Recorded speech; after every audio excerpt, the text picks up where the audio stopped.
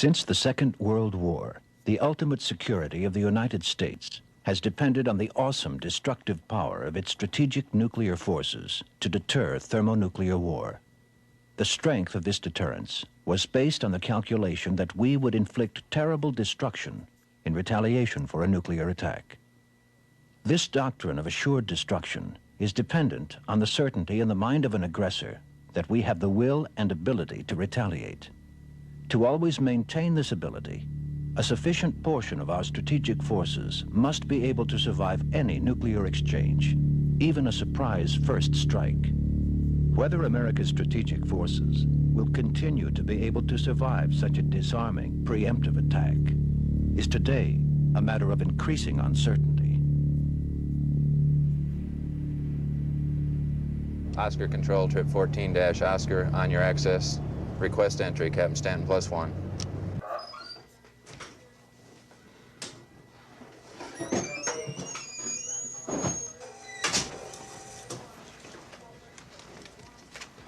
I'll vouch for Lieutenant Krause. Thank you, sir.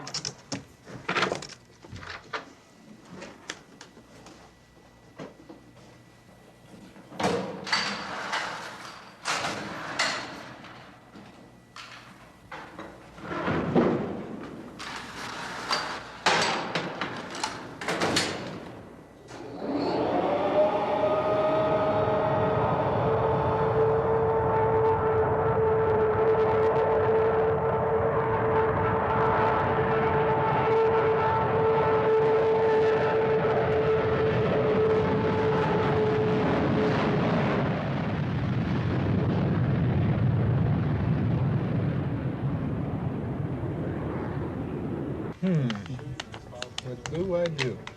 Draw. Yeah. There we go. Taking lines 2 and 4.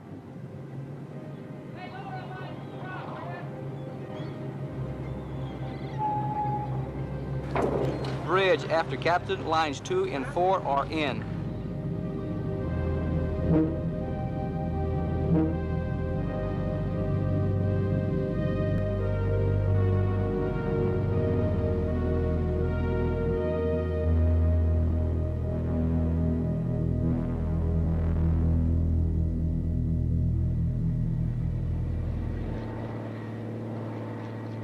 Generals aboard.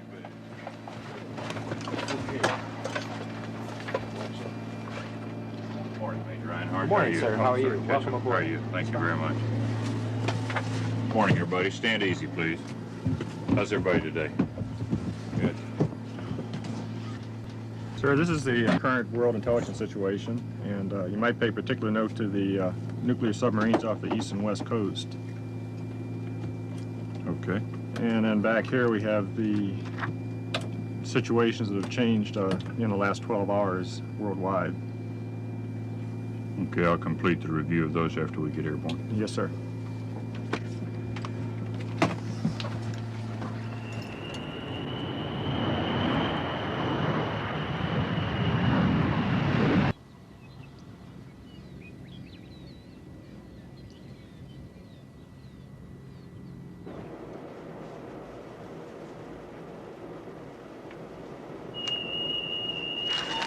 Implement confidence reporting. Missile warning, this is Beale. Stand by for confidence reporting. SSCO, no malfunction. Missile warning, no malfunction. Missile warning, this is Beale. Confidence is high. I repeat, confidence is high. I want to confirm, is this an exercise? Roger, copy. This is not an exercise.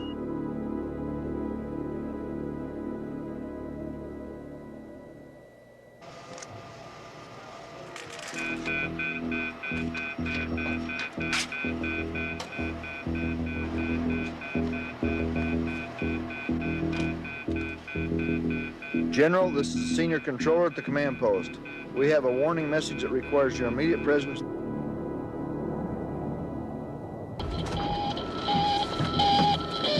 This is the command center with a warning conference, stand by. This is the command center with a warning conference, stand by. This is the command center with a warning conference, stand by. The system display for east is medium. We have predicted impact moderate count at this time. Hello, SAC warning controller. This is the airborne. Confirm inbound missiles on the U.S. Roger, understand. Major Reinhardt, we have 12 sea-launched ballistic missiles inbound on the U.S. now. You gonna go out with me tomorrow night? Oh, I thought maybe we'd check out the hacienda and have a dinner or something. Might even let you treat. You don't mind, do you? Hey, I gotta go. Stand by to copy the message. Standing by. Message follows. Alpha 7-8 November Foxtrot. Oh, wow. You're the guy that can't run the checklist.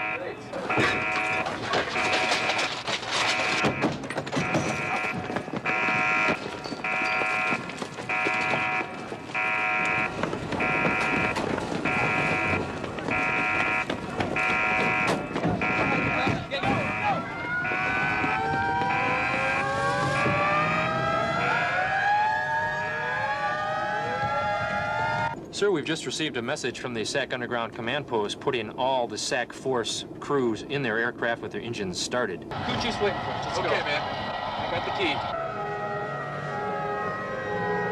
Okay, do you have your key? Yes, sir.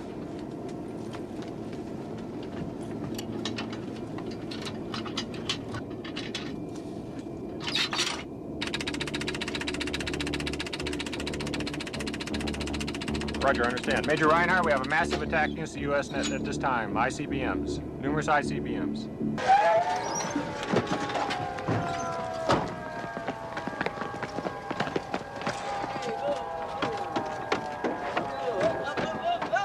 Go! Come on! Yeah, you got it. Okay, last man.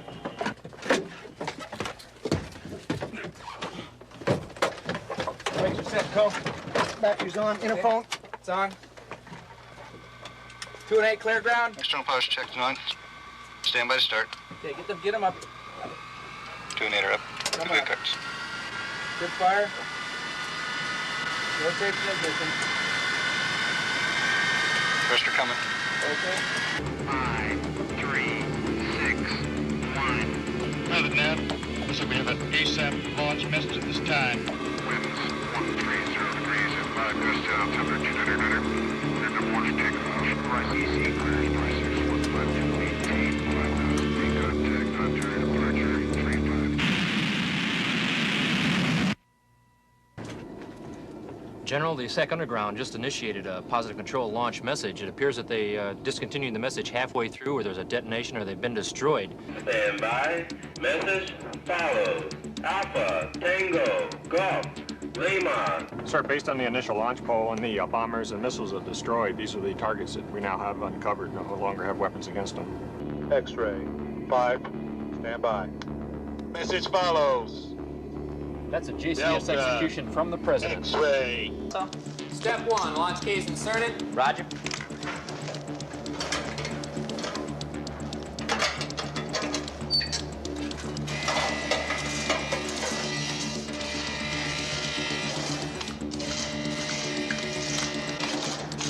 Let's enable the missiles. Program Roger. select switch, enable. Flight Roger. all, LFO. Unlock code inserted. Stand by. Unlock codes inserted. Enable switch, enable. It's enabled.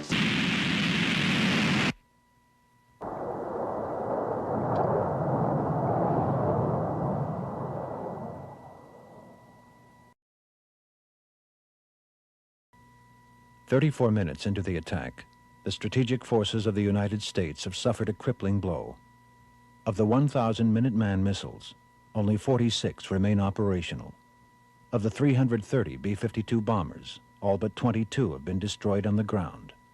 Of the 41 ballistic missile submarines, 17 have been destroyed in port, and an unknown number are presumed lost at sea. The attack has been restricted to strategic military targets. 8 million Americans are dead. The United States is given an ultimatum. Any attempt at retaliation will result in the certain annihilation of America's urban population. 9 minutes later, the President orders all surviving U.S. forces to cease fire.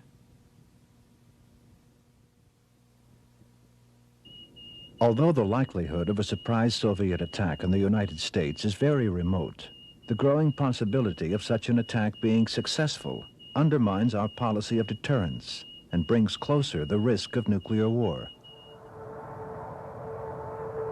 Our bomber and missile forces were designed and built in the 1950s and 60s to be secure against the threat from the relatively small and inaccurate Soviet missile force that existed at that time. Today, the United States is confronted by a Soviet missile force that is massive and highly accurate. It is now conceded that an attack on our Minuteman missiles would result in the destruction of 90% of that force. The consequences of this development are grave and far-reaching. We always did expect to be in this position if we didn't modernize our forces. We didn't expect to be this soon, and we expected to have modernized our forces faster than we did. Some 15 years ago, the United States decided to exercise a policy of self-restraint in our strategic force programs, hoping that we would induce reciprocal self-restraint on the part of the Soviet Union. And from that, strategic arms limitations would be reached. The idea then was that the more we did in our strategic forces, the more we'd force the other side to do, whereas the less we did, then the less they would have to do. Now, in pursuing this policy of self-restraint, we forgot the second half of the proposition, and that was the minimum we must do is assure always that our forces are thoroughly survivable against any scenario of, to use Harold Brown's words, even a well-executed surprise attack. The Soviets, in contrast to the United States, over the last 15 years have been serious about defense. They have been deadly serious about defense. At the moment, they are not only procuring more defense hardware than the United States by 90 or 100%, they are outspending the entire free world in the area of military investment. And one must assume that they have some calculation and some motive for that behavior. The Soviet Union now has the ability to deliver a nuclear warhead within 600 feet of a Minuteman silo. It is this accuracy, combined with the destructive power of the thousands of nuclear warheads in the Soviet arsenal, that has made our land-based missiles vulnerable. A sound deterrent must be based upon the proposition that no major component of our deterrent forces is vulnerable.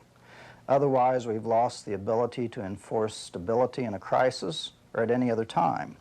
But the ICBM force is unique because it carries with it particular properties that are essential to carrying out a reasonable strategy of limited strikes against hard targets. It's the ICBM force, and only the ICBM force, that's capable of threatening Soviet time-urgent hardened targets. The submarine force isn't accurate enough, and the bomber force isn't rapid enough. Therefore, knowing this, the vulnerability in the ICBM force seems to me to be the most destabilizing possibility that we can face in the 1980s. To design your land-based missile forces so that they are capable of withstanding a surprise attack from 4,000 or 5,000 Soviet ICBM warheads is a very substantial undertaking. And it takes a system of the scope and the complexity of the MX to do that. We've looked at dozens of alternative ways of doing it. We know of other ways of doing it, but they are all either more complex, more expensive than MX, or they are not technically feasible. They do not really provide the reduction in vulnerability. The MX missile is to depend for its survival on a multiple protective shelter basing system. Each missile would have 23 shelters, between which the missile would be periodically shuttled. Because of the uncertainty as to which shelter contained the missile, all 23 would have to be attacked to be sure of destroying one missile. Such an attack is considered too costly for the Soviets to undertake. While the controversy surrounding this system has mainly concerned its great cost and environmental impact, a more urgent consideration is how soon it could be available. That system won't begin its deployment until 1986. It won't complete it until 1989. So during the 80s, we will not have the ability to withstand a surprise attack on our land-based missiles. And that is a problem, and that does increase the risk. There is an interim solution that the U.S. has worked on for many years and has found technically feasible, and that is to take the existing Minuteman III missile, canisterize it, modify it so that it can be easily moved from one location to another, build many silos for each individual Minuteman III missile. This would require much greater resources on the Soviets' part to destroy the land-based missiles and would certainly give a great deal of survivability to the land-based missile force. This could have been done by now and could certainly be done by the mid-1980s with the Minuteman III missile because the missile already exists and doesn't have to be developed from scratch. There's fundamentally nothing wrong with expanding the Minuteman deployment, building several thousand more shelters in the Minuteman fields, and having a deceptive basing system with the Minuteman system. But it is an illusion to think that that would happen any quicker or any cheaper or be in any way superior to the MX program. The latest estimates show that the MX system would cost $50 billion. Why is that? Only about a fifth of that will be the missile. The rest is the deployment scheme, the shelters, the transporters, the tracks, the roads, and so on. Why all that? Well, on the one hand, you want to have the missile hidden, concealed, so that the Russians do not know where it is, so they cannot target it, attack it with their missile warheads. On the other hand, because the government still thinks that there will be a SALT treaty in the future, and for the purposes of SALT, they want to have the missile to be seen and verifiable. That's why you have these complex shelters with sliding roofs that can be opened and closed and so on. You're trying to square a circle. You're trying to have a missile which is invisible, so that it will be safe, and visible, so that it can be counted for arms control. You try to do the two, and it costs you $50 billion. If we look at any one system in isolation, including the MX, we can design ways of destroying that system. The way that we protect our deterrent is by having multiple systems, all of which have certain advantages as well as certain disadvantages, and the composite of those systems provides us with adequate deterrence. We are going to need the MX. One has questions about the particular mode of deployment, but it is far more important for the United States to redress the strategic arms balance than to indulge in a 5 or 10-year debate about the ideal mode of deployment. America evolved a so-called triad of strategic forces after the Second World War: bombers, intercontinental ballistic missiles, and nuclear submarines which could launch missiles while safely submerged. It has been suggested that we abandon our vulnerable land-based missiles and rely on submarines and bombers only. This might be possible if it were not for inherent limitations and potential problems facing these forces. The bomber force, in my view, is at least as vulnerable to a first strike as is the ICBM force. It's highly concentrated, the alert rates are very low, and Soviet advances in technological capability have put that force into jeopardy in the time frame every bit as much as the ICBM force. In the event of a surprise attack, it will take many minutes for the alert crews to reach their airplanes, start engines, take off, and fly far enough away to escape destruction.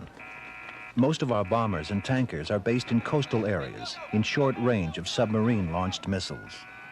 It is doubtful that many aircraft would escape in the 5 to 8 minutes it would take the missiles to reach these bases. The 70% not on alert would certainly be lost. An interim solution to give our aircraft more time to get off the ground would be to move them farther inland, to the center of the continent. It would take submarine-launched missiles 5 to 10 minutes longer to reach these interior bases, giving the bombers more time to escape. It's certainly true that the Soviets could launch an attack that either now or in the relatively near future would eliminate the great bulk of the ICBM force. They could also eliminate the non-alert bombers. I think it's very doubtful that they could eliminate both the bulk of the bombers and the bulk of the ICBM force because of problems of making that attack simultaneous. And in any event, they couldn't eliminate the submarine force. So that we're talking about not the vulnerability of the whole deterrent. we are in effect talking about the vulnerability of an important part of the deterrent. The synchronization of such an attack is a technical difficulty that a military planner would have to deal with. And indeed, it's difficult, but it's not impossible. The different kinds of missiles fly at different speeds. They fly at different altitudes. The techniques by which we try to detect these things are themselves based on vulnerable points of large radars at various places. A disarming attack is technically possible, although probably not perfectly achievable. But perfection isn't required. If the United States sustained a surprise attack that resulted in the loss of most of its ICBMs, bombers, and submarines in port, the 25 or more nuclear missile submarines on patrol would certainly remain a powerful force, but a force of restricted usefulness. The depths they rely on for protection also make communication with them extremely difficult. Because their missiles are relatively inaccurate, they can be used only for attacking unprotected military targets and cities. It is a force of last resort that could become vulnerable. As the Soviet Union improves their technology in submarine detection, we may be facing a problem with submarine vulnerability towards the end of the century. So we need to anticipate that, and the way to anticipate it and to prepare for it is to fix the problem in our land-based missiles by then. It would be a new type of folly to rely exclusively on our submarines and upon submarine-borne missiles. In the first place, the submarine force is basically usable only for city busting, and the United States, along with the Soviet Union, should be eager to avoid the destruction of urban areas. The capacity of our submarine forces to do pinpoint targeting is quite limited, to say the least. And that is the reason that we must retain the ICBMs in the force structure. But more significantly, if one becomes dependent upon any single arm, such as submarines, the Soviets can devote a much higher percentage of their budget to solving their problems of anti-submarine warfare.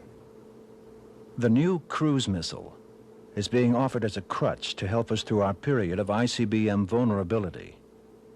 The cruise missile is essentially a small pilotless aircraft which can be armed with a nuclear warhead. It is a technology that holds great promise for America's strategic forces. B-52 bombers will be equipped to carry 20 cruise missiles, which could be launched far from the borders of the Soviet Union. It is believed that such a saturation attack by 2,000 to 3,000 missiles would overwhelm the Soviet air defenses. Flying at 600 miles per hour, 200 feet above the ground, the 1,800-mile range missile would be extremely difficult to detect or shoot down. The cruise missile matches the features of the terrain below it with a digital map that it carries in its onboard computer to find its way to target with unerring accuracy. The cruise missiles may augment the bomber force, indeed they will, assuming that the bomber force carrying the cruise missiles is survivable, both on the ground prior to launch and en route to target. Those cruise missiles are not exceptionally long-range cruise missiles, so the carriers for them are going to have to come very close to and probably even penetrate, to some extent, Soviet air defenses. They're an improvement. They're hardly an answer to the bomber force difficulties.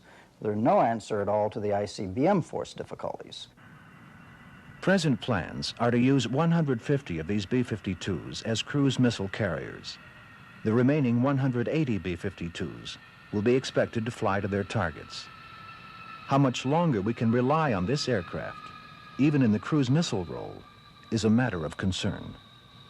There's a pretty high level of interest in the Air Force in a new manned bomber, but I'd want to distinguish between an airplane that would be capable of penetrating modern active air defenses and an airplane whose only function would be to deliver cruise missiles from the exterior of the air defense system.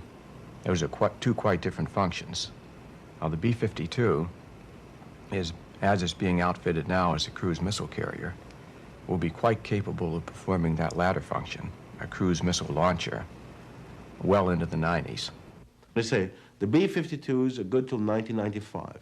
Then you go to them and say, look, these aircraft were designed in the 1940s, were built in the 50s. The last one came off the production line in 62, the end of 1961. How are these bombers going to be functioning 25 years after the event?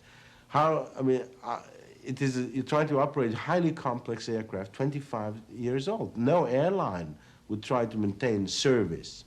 And here they are trying to penetrate a formidable Soviet air defenses with between 3,000 and 4,000 fighter aircraft, 12,000 air-to-ground missiles, operate thousands of radars. They're trying to do it with these very old aircraft, on the grounds that their technical studies show it can still be done. This is not how a serious military power proceeds. When the B-52 bomber was ordered in the early 50s, the Air Force thought it would be replaced in a decade or so by a follow-on, more modern aircraft. The B-1 was to be such a replacement. It is the most capable bomber in the world.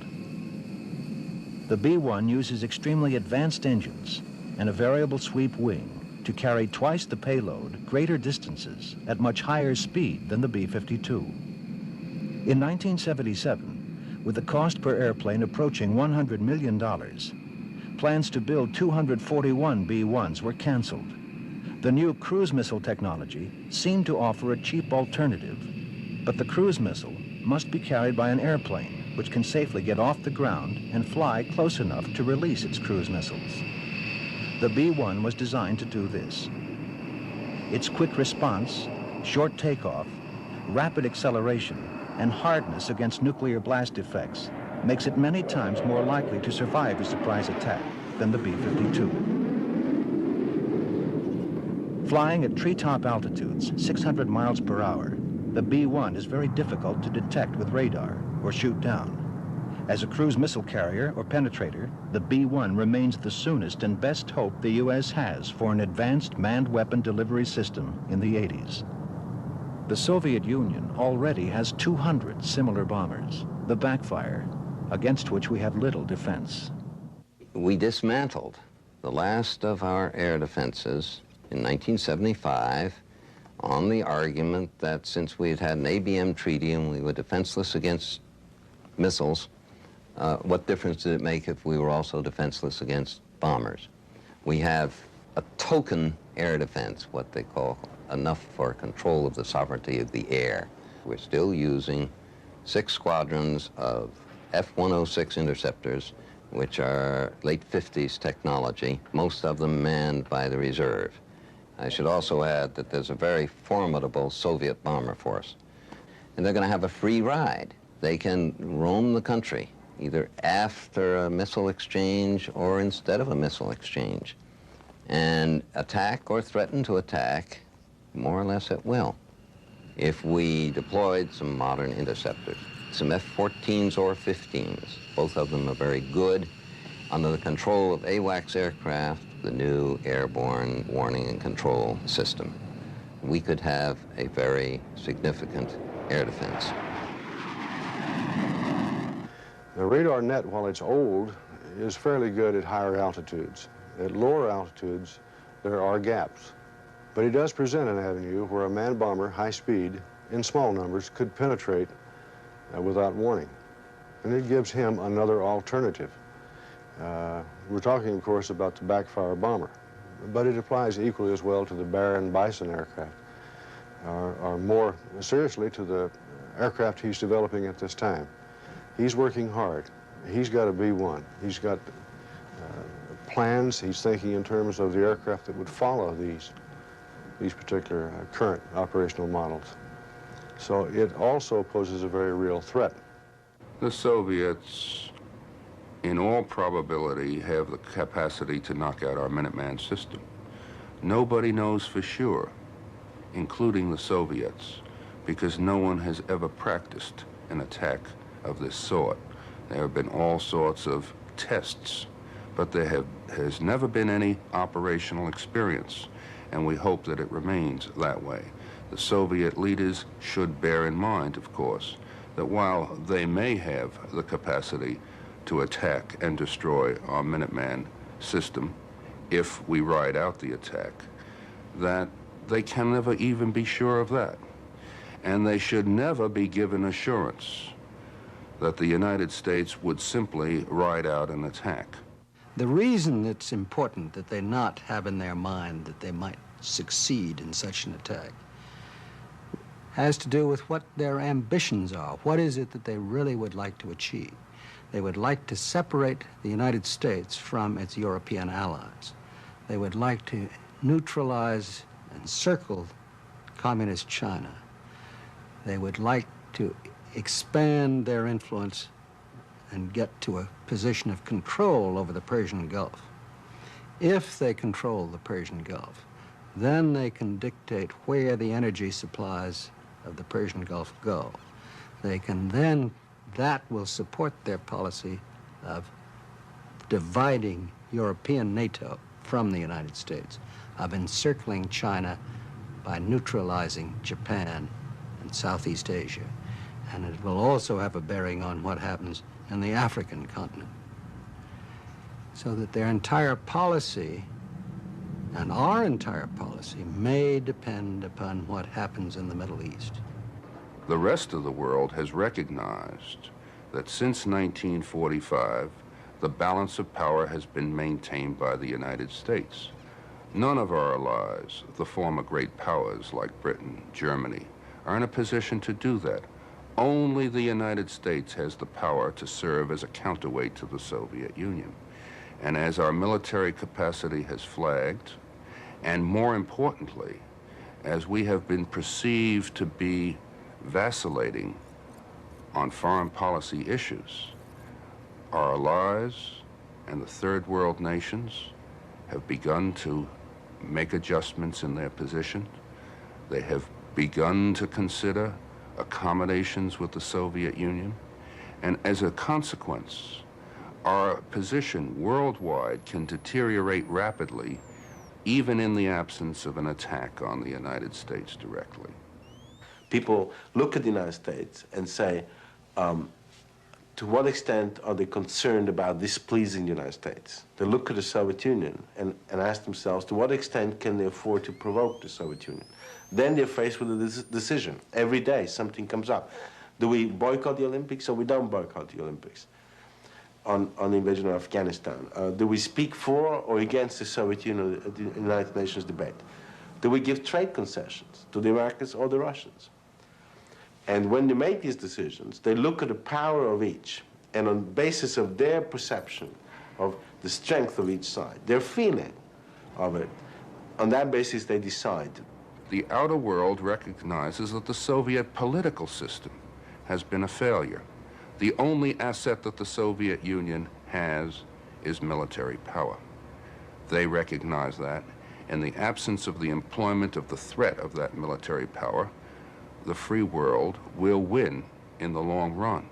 People have seen us going downhill, downhill, downhill. First of all, we have to at least give them the feeling that we can recover.